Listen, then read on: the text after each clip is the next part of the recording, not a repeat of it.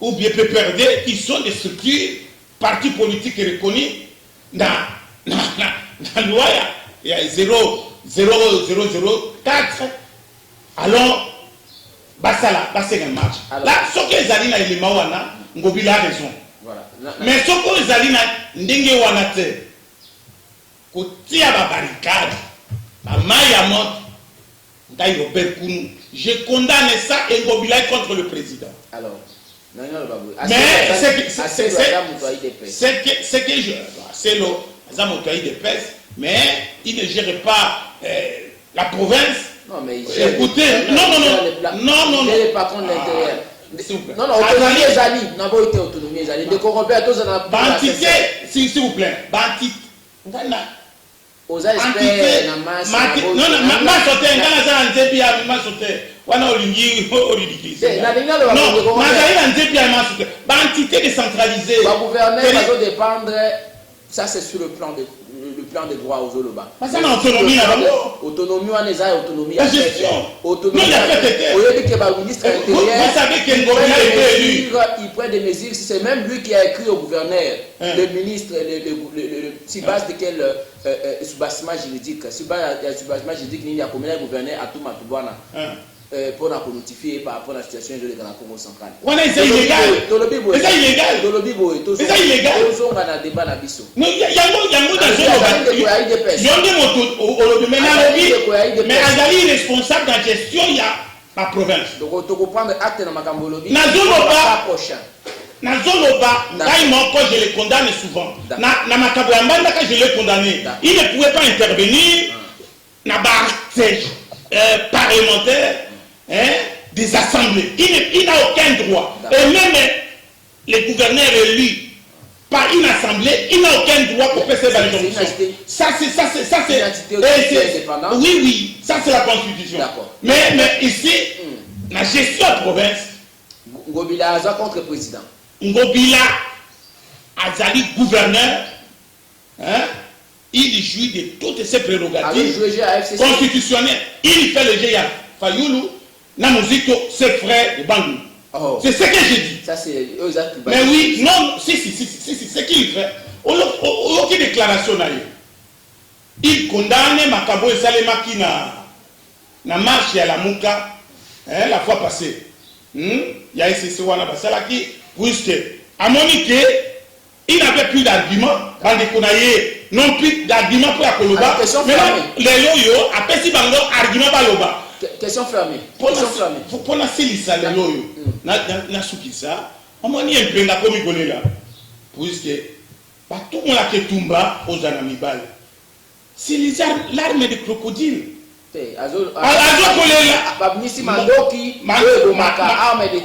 À Kossi, puisqu'il n'a pas affronté. Mais il n'a pas affronté.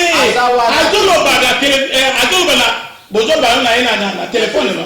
Peut-être non, il est à la maison chez lui. Ils avaient précision de. Non, est-ce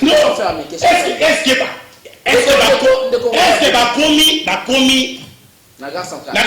Oh papa.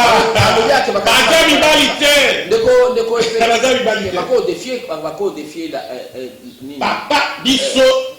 Faire face dans le bateau. Oh papa. Il dépasse. C'est pour cela biso il dépasse. Toujours mon opposition exacte. Ce sont des femmes, une opposition pantouflard, des femmes en pantalon. Il fera rien. Ce qu'on biso dans la dictature. Ce qu'on réellement, c'est qu'il y a des dictateurs. Ils ne peuvent pas parler. Pour ce matin, il va dire. À demi-mot répondre, il y a des questions fermées. Aussi, c'est un tel naïo, donc ça n'est qu'au Serge Tabo Komaloba. Sous bâtiment, la question d'Angaï, ils ont un cambo du Koloba. On dit Ngobila a contre le président. Tout le monde a aspect. Oui ou non, ceux qui le loba kangi bande quoi la mouka, ceux qui va péter, si marche, ceux qui Ngobila au Samabé, battent dans le moteur de sécurité. Oui ou non? Oui, non, il y avait des questions fermées. On dit qu'on répond de l'école à 8h. D'accord, si on répond de tes adroits, je ne peux pas répondre oui par exemple. Non, on a dit, ceux qui les lots, Bakangi, Bande Kouala Mouka, Bazan à la police, Bakangi va interpeller Bande Komsusu, Ngobila Missi, Mayamoto, va intercaler, va Pékis Bande Komsusu, ça a mis ça de l'eau, de quoi on ne peut pas dénoncer Awa. Oui ou non, so répondre tes droits na yo. Bande ko na ba pesa avis na bango. Na bonité puisque ngobila si je le dis. Non, so répondre tes droits na yo. Ça veut dire non ba tena mukonga président, so répondre oui, so répondre tes non, ça va. Opinion internationale comme on a ngobila, comme on a régime. Donc président est responsable. Mais qui est le président de la République? D'accord. Deko Serge Taboko. Merci beaucoup. Nakena rapidement pour banana kuloto alobi que tu un système à continuité, c'est-à-dire que Félix ça y est pour ta signé. Mais nous nous savons de quoi parler la droit administratif va parler sur la continuité à chose publique quand on prend le pouvoir tu dois passer il faut respecter le principe où on a la continuité. Cependant c'est des gens qui ont santé qui tant va donc à Bukonzi. Ils ont rapport à répondre à nos besoins en termes positifs où ils ont qui que ça le matin attendre oyo ils vont découvrir.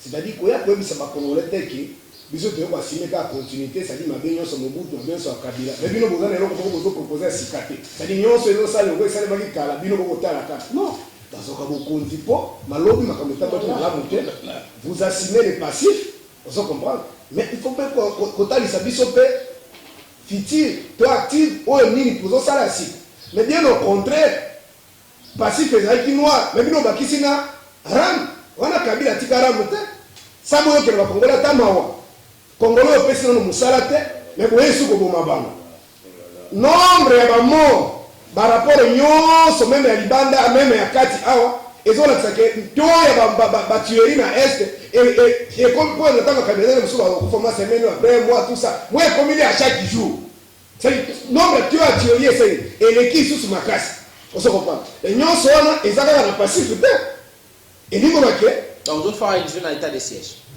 Dans le cas quelques éléments pour au début de la République donner l'impression que parce que tous en ngweza makambo biba ngo bakuti ndelo ko na ndeki na bakisa na makasi na yake o bokuti bien sûr yango ba ko bakufa kipo ke o bakuti wana échanger mais malheureusement bino boye ko bakisa ko le kano place ba ko basakile ezala na domaine nyonso avec asuki on a boye ko détruire l'enseignement bosuki ka ko détruire ko déstabiliser ko détruire l'enseignement. D'abord attention Zaki Malam faut reconnaître. Attention Zaki Malam. Et on peut appliquer justement de Serge Taboko et alléger quand même la famille belé. C'est dans lobby intention il y a la constitution de oui mais ça principe la disposition constitutionnelle il fallait pas article 48 la constitution dit que maina pour les droits ba congolais aba pesi biso maina pour ba congolais mais là ba mai ba forage nani congolais ke boma ba article 52 la constitution il dit que mais droit il y a qui est dans la congolais nyonso la garantie sur le plan interne sur le plan externe parce que comme biso chaque jour on a na bomi ba article ba monaki ezali l'équipe article so kaka ya ko même gratuité dans cadre social papa et ni ko ba boy on a zongela kongo tango nyonso moto ba ndeko sire intérim ya ministère de PST et mairie okundi basala ki état de lieu balobaki avant de kosala mise en pratique ya makambo wana ya gratuité enseignement au moins va déboucher 2 milliards chaque année pardon na PST pour gratuité ça et c'est effectif yo yeka ko moko blue sans tenir compte qu'on aura besoin à combien d'élèves à Kokota. On se comprend. Parce qu'il y a même des principes internationaux qui ont dit qu'à niveau même il y a UNESCO, ils ont dit que la carte salle, mon gros, ça va à 40 cités. Tant que les autres ont se retrouver là-bas à 80 à 4 salles. Ou nous allons détruire l'éducation à notre communauté. On se comprend. Parce que nous, on va faire uniforme à la Tissac. Parce que nous, on va faire nous dans la province, au moins dans l'école, dans la salle, par exemple, il y a des cours d'ensemble, on a beaucoup de options. Mais conséquence, ces amis, même que c'est dans l'université, surtout la faculté ou la campus, la faculté ou la 2000, la faculté ou la médecine, dans la G1, la année 2003. Vous avez plus de 3000. Il y a une qualité d'enseignement. Il y a une qualité d'enseignement. On a par exemple. On se comprend. Il faut que les résultats d'efforts personnels. Ça dit que moi, je suis chance à l'école, mais moi, et ça d'effort, parce que, bon, peut-être que ce n'est pas l'espace à Kourouba, moi je suis orphelin de père à âge d'une année. Donc na poli na maman même à partir de 6e primaire tant on m'a cambabato d'enseignement et bandaki par la prise en charge et enseignant par les parents ma maman était dans l'impossibilité à porter une sang. Déjà chômé presque 2 ans pour la raison de la classe de fort dans ngamo. De même en attendant l'université na Sirisabo, il y a pas quelqu'un à soi monde à passer la ligue de portal. J'ai étudié mes propres efforts. Ça dit na bande portal mon mutu na que pourquoi pas moi. Donc na sabe force na na bisa yo afro au imaginer ngote. Ngana beta makolo banda centre ville campus passe dans le transport. Donc ça c'est to bande ko munda na vie. Le niveau robake ne croyez pas qu'on va que la quitte c'est qui dit on a ramté bon bango ba ile ko détruire alors na kila makambo de kwa zoloba bango ide pesa bango tika masoro kutana ta bozo beta masoro ide pesa yanga za kina ni na moyen âge beta ka ndeso to botame mais ide pesa na boko kende kutu tanga kana pour votre information ba marche de ide pesa bande ko sala to ko bisa dono la stratégie za kini ya ba ville moto za kini boko zo mitu ko mo kala ba yoka ni kuna boko tumba na 5 boko tumi ko to tamba ba nani ba chauffeur ko mo ba tumi bituka to ko na mitu ko si yo so mona nani compato de la kende ko funda wa ide pesa tumuntu kana eze ba mitu ko ba lebo lokota ba yokani ba tumi poto ba tumi bituka na tongo de die c'est mort après midi misale zone soki bozaki fort na 2011 ba botoli biso pa pete secret pouvoir aw ba secret d'ingénierie aw bino ba fort ko mo bima ndenge nini ti papa ba dike voilà la projet va venir. Qui a pouvoir ça pouvoir? Qui a pouvoir ça pouvoir? Donc quand on dit c'est mon besoin la ndaka kabila na ba chef tout ko tambola kati na ba Espagne partout ko kene ko senga pour besoin primatique. Alors on dit que vous avez fort en réalité et les autres délivrés que des pays et puis quand on la prison à part ce qui a attendé au téléma il bosse à l'ambassadeur donc comment on est au bout de temps que ça si quand des bas on a d'autres qui a coupé sur la personne ils sont ça combat sur parce que ça comment on négocier le combat des personnes de vie si la souka pour la 2007 on a pour la 2000 pour négocier la cabine parti dans les autres de la capitale va venir dans tout bazar ceux qui vont être les bazar bien si même combat pour soutenir va opposer et ils allaient mauvais souvenir à combat de Bunda bozo bunda na mobutu koto nzo ndé bozo ya lisu ozo comprendre donc botika makambo wana et en plus alobi fo raison ngobila sengeli senko na ss ba komela parce que bango bazali ba situation illégale baza personnalité juridique wana article nini ya conseil lobi que soko za personnalité juridique ko conseil autorisation par ngobila tango bozo na ngope sanga article nini lo article 26 ezoko ça que congolais nyonso ndimbi sande te ba kenya agade collective soki tokei na hypothèse wana bongo ndenge nini asolaki na bango na marche ya liboso esalemaki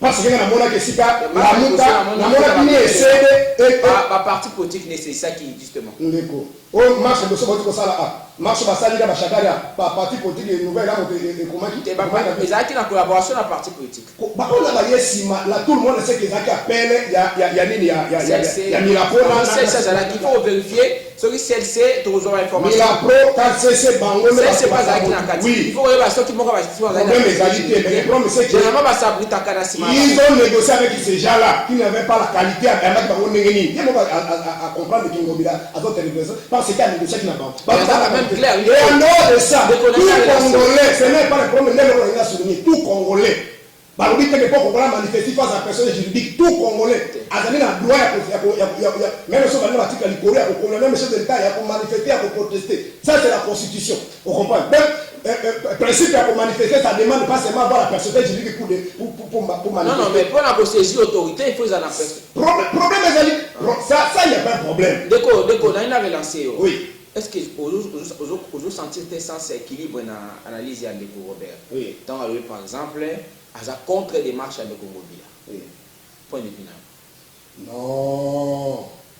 Les gars, il y a comment les alliés de Koulout, on a des pèses, mais il y a des pèses. Il y a des pèses, les Kabouya, Kaboun, là, de Félix. Bato bazana masolo, bango bazé bazal banda masolo. Donc, pour naïe, il y a pèse, ça me prêche que ma maison salimana, on va bien la mouke kana tongo naïe, à une décision. Nga na image ya papa tete Tshisekedi na 2011 tanga baza ko distance ba bloquer l'aéroport baza ko baza que kimbuta boy o atterrir o tambo na kata puis fallait aya tonga to bando ya papa ya na nini na mati ako sa meeting ba bloquer abi le monsieur là c'est Kabila qui l'envoie au dit ba propos aloba akina contre Kabila il va rentrer au Rwanda de suite bon on a le bagage que Kabila fait Zabina qui bon na gouverneur pas à la zone ordonnance. Il peut reconnaître très rapidement parce qu'il faut toujours appel très rapidement à reconnaître qu'on peut le dire président m'a une question une à Souka ah vous avez une question bon là je suis d'accord avec lui avec l'union c'est pour quitter l'école parce que c'est lui qui gère le pays on se comprend donc celui gouverneur on a la minute dans makambo ke ngobila à contre chef de l'état ça dit makambo ça là il est allé encore plus grave plus le combattre à soutenir son développement d'abord depuis qu'il a commencé la casse vous avez même pour relever nazaka na respect mingi na yeba bazali ba kulutu ba burundi bo tika biso ba débat wana ba débat ba kabu ya wana ba kambo eto comme tout ça ba luba kotanga biloko na to intérêt général zaka na mungala tout ça biso to lingi biloko na to combat toute cette histoire là donc problème ezali ya makambo ba to ba ndundu wana te ngayo nazali lelo peut-être ko soutenir ba idée na ba te fo na zame mais ekolo moko na ite ko ba pona moka ba débat na ba terre wana ya ba to ba ndundu ba nini ngobila nenga zana na secteur ya zobaki il travaille pour Félix abia za ko la moi na zo ta pour Félix tout le monde sait que ça le gouvernement a fait perdre à combien de temps voilà Félix alors donc Serge Taboko très rapidement à demi-mot rapport et ordre plus de 138 millions donc ça dit que tout sujet à mon même premier c'est que le ba mais temps exhibition belé na makambo koyo et la ko be yango rapidement la dévoiler na sur le plan politique il prend ngai na yebi que ezali ba manœuvre ba ndeko ba na régime sikoyo c'est-à-dire régime de Félix parce que pour la bango comme je vous ai toujours dit ici si ils ont réussi leur coup c'est-à-dire déstabiliser la moka isoler Martin Fayou et bakokenda ba yebi que ba congolais ba ko ça va marcher 3 fois 3 semaines une semaine 2 semaines ba ça va marcher ba fokate et en attendant ba zo ça ba lobby na bango kuna on va organiser un bloc électoral ba gagner la bango ba papier on peut prendre acte mais ils sont maintenant surpris que Kabila continue à agir. Donc ça c'est sur le plan politique. Donc la continue à agir, il y a une capacité, oui, il y a une capacité à visibilité à Kabila. Il y a une capacité à la présence de la République, il est partout. Il y a une force là.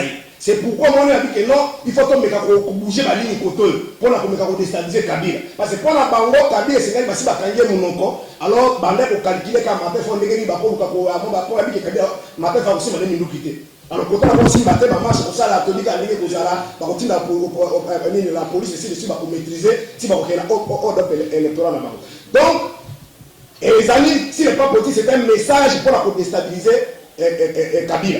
On se comprend. Maintenant toi maintenant dans les fonds il y a problème.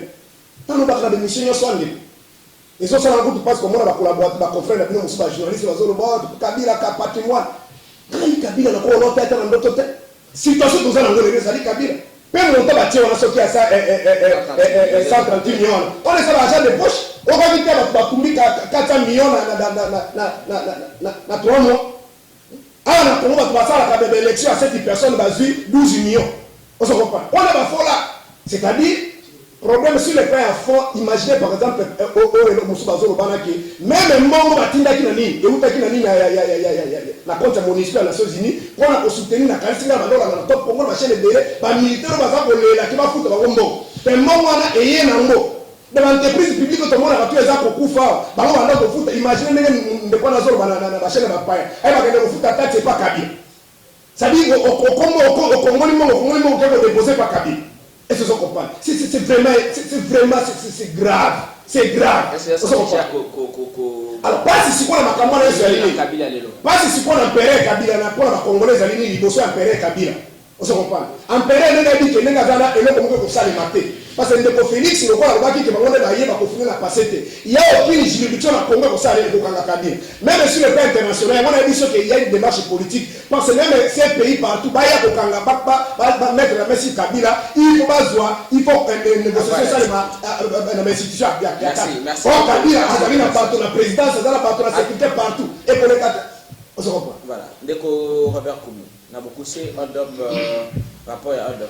Il y a plus de 138 millions, à le déjà argent de poche parce que 400 millions, c'est qui n'a 3 mois. Merci, monsieur le journaliste. Le Serge Taboko. Serge, ce qu'on a le bac qui était, tout ça pour éviter les passifs et les actifs des alliés d'administration. Mais puisque vous avez un projet de société, la réforme, il y a lobby, constitution, RAM. Mais ce n'est pas la première taxe, la Congolais, Baboya.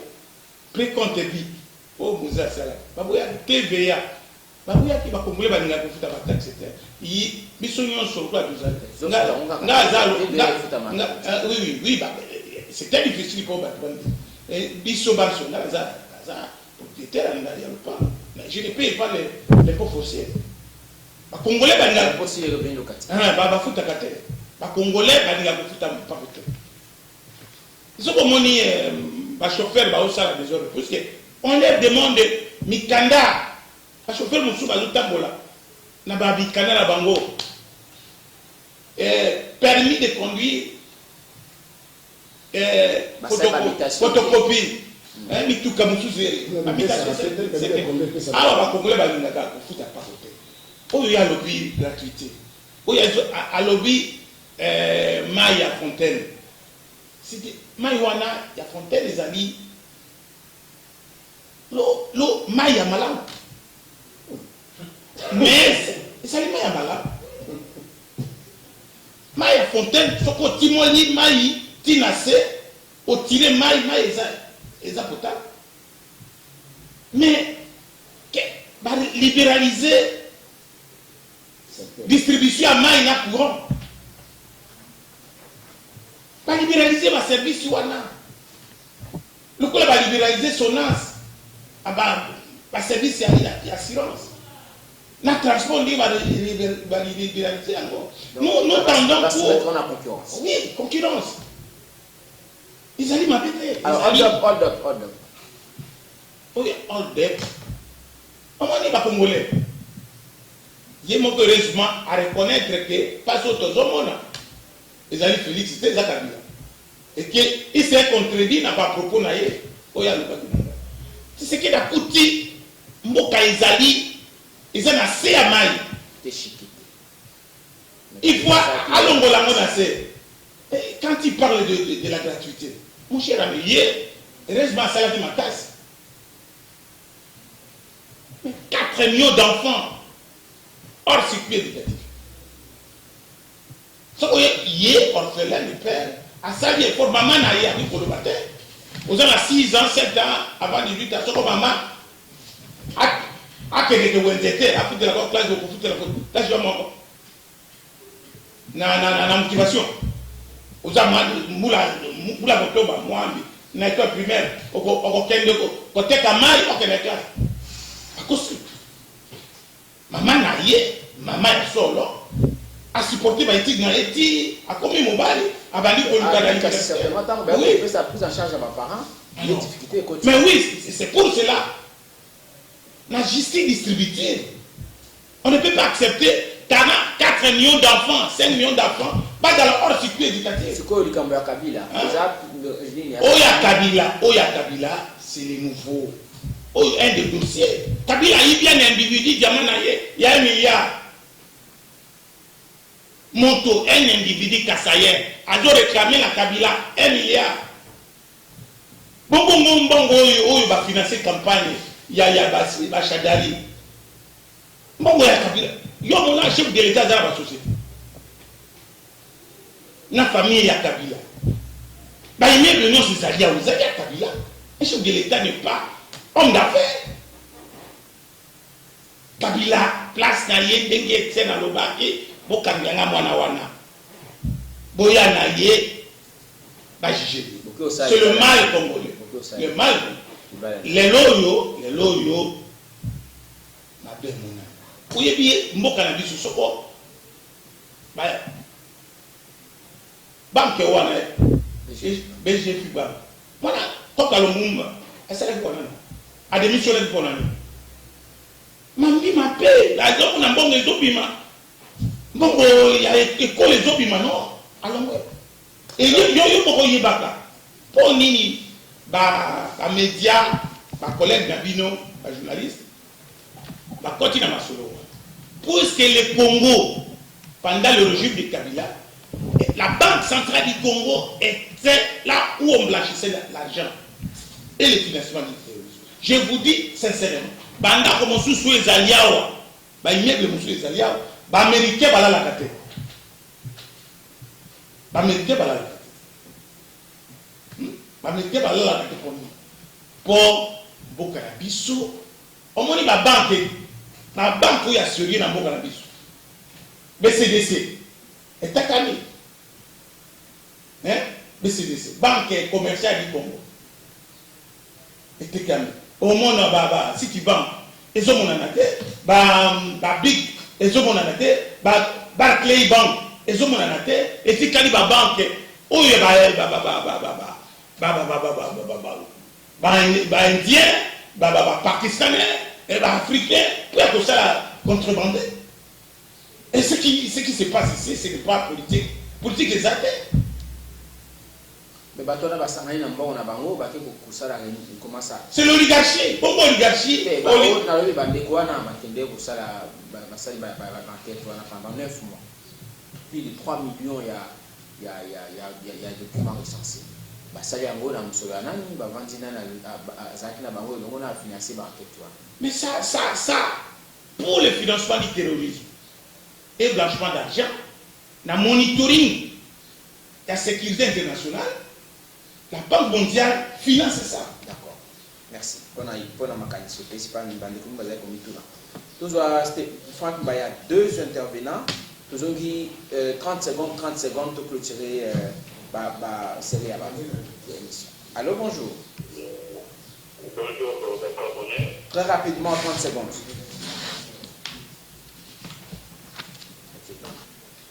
Allô, bonjour. Bonjour, 30 secondes rapidement. Dans 30 secondes, on a la seule que vous gérez, comme on a 49, il faut bien y avoir la fois passée, il faut que ça soit qui est secondes. Il faut bien y avoir 43, il y a 49, il faut que ça ne pas passer. La vie pour y va marcher sur le salama. Pour, il est fait à préparer déjà depuis chaque année. On a premier point. Pour le problème, pour y aller sur le bas, qui est parce qu'on a marché pour présenter le riz. Papa, il est dans cette position. Là, c'est né chez l'obé du Yoboana. Pour le problème à Tapila, voilà, à Théâtre, 3000 dossiers pendant 9 mois. Pour le problème à 400 000. Plus de 3 millions. Si on a vu pour les postes, c'est que c'est pas capable d'être. C'est pas Rwanda qui s'est pas par votre aéroport. La canal qui est papa. Pour le pas je vais en tout cas, tous en attendant militaire de cours.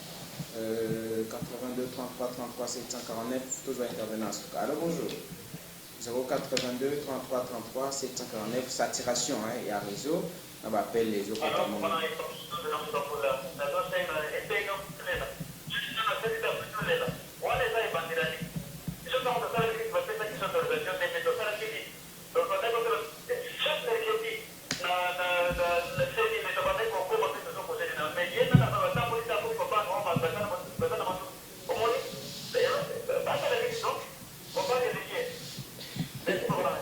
Donc, on va à la liste, bakanga bango, bakende bakanga bango, c'est ça.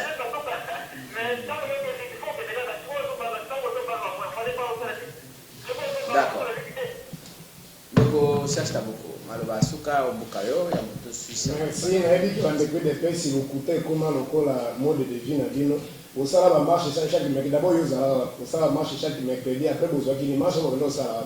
toyebi bamarche ebele esalamaki bafaulu bazalaki na kati me prese mpe nyonso tolana azalaki na kati bato ebele bazalaki na kati me lokola kabila azalaki plus fort e aefiltraki biso na kati tomonaki meme ya na suka idepesi basengaki kalamba ti tomoni ote kalamba bape bavandi su calme tokompenaki ke kabila avait reçu son coup donc bamarche nyonso kosala wana ezalaki oyo bwande kosala na kabila banene kolonga nango nake rapidement mpona silisa ndeko alobi makambo to tozomona eza foti ya félix te ya foti ya kabila mais félix alobaki ye aza na makambo ebele akosala ata akofini na pasi te kabila vanda na soki okele oyo na bandako bandeko ebele idepesi okuta foto ya kabila azoseka te bino libala ozomona foto oyo bakangaka na kabila kulutu moko kuta oyo na bokoyena ta esili kuta babuma bato na 2011 azobe mais nakeli andako na kuti foto ya kabila atie mino azoseka kulutu ndenge ya vite kulutu petit frère politique ya dynamique. Donc, Kabila, l'homme est là, merci de Serge Tabou. Merci beaucoup, votre Kabiso Kabila, les amis, les bino, votre consacré, Kabila, le va continuer pour ça, c'est plus de presse. La Kabisi, de Gonabiso à lobby, mais, sans pas beaucoup, besoin de bas, article 64, et ça, état de droit. Au état de droit, il faut une identité. Ce qu'on a une identité, au coquille colobataire, parce qu'on a inconnu. Un monstre à 5 kamash. Bon, on a ça l'article 64, les aïe révolution.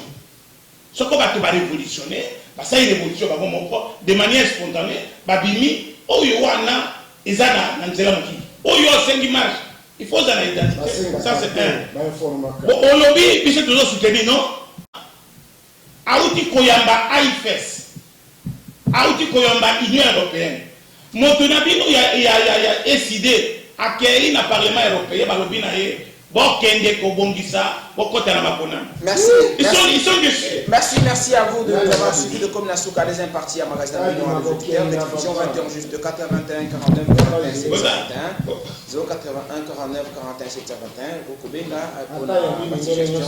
Oui, c'est parce que vous êtes très saturé dans le programme. Bon, préparez. Autant y avoir des impartis Magazine Million. Bon, préparez. Bon, opposition.